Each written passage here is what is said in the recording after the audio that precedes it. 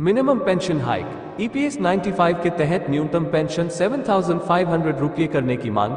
पेंशनभोगी करेंगे विरोध प्रदर्शन। एप्स 95।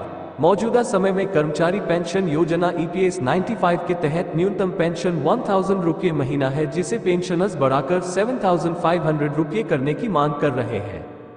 Pension hike demand. सरकार पर पहले से ही सरकारी कर्मचारी पुरानी पेंशन स्कीम यानी ओपीएस को फिर से बहाल करने की मांग करते आए हैं।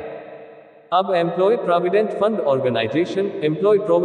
ऑर्गेनाइजेशन के दायरे में आने वाले कर्मचारी और पेंशनधारक ईपीएफओ की पेंशन स्कीम ईपीएस 95 के तहत मिलने वाले न्यूनतम पेंशन को हर महीने 7,500 रुपये करने की मांग को लेकर धरना प्रदर्शन करने जा रहे हैं।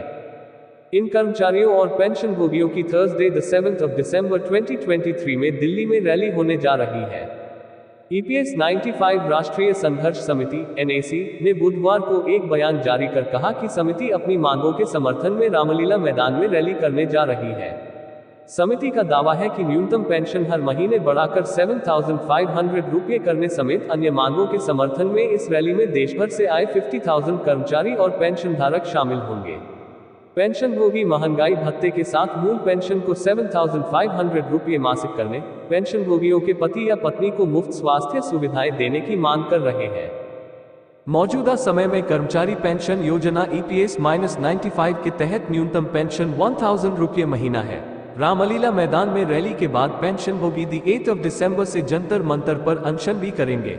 समिति के अध्यक्ष रिटायर्ड कमांडर अशोक राउत ने कहा, हम अपनी मांगों के समर्थन में 7 दिसंबर को रामलीला मैदान में रैली करेंगे।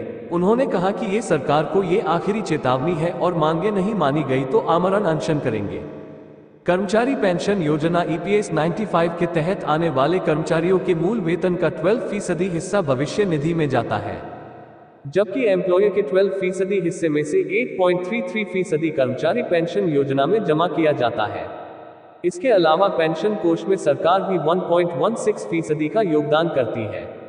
अशोक राउत ने कहा, 30 साल काम करने और ईपीएस आधारित पेंशन मद में निरंतर योगदान करने के बाद भी कर्मचारियों को मासिक पेंशन के रूप में इतनी कम रकम मिल रही है, जिससे कर्मचारियों, पेंशनधारक और उनके परिवारजनों का जीना दुभर हो चुका है।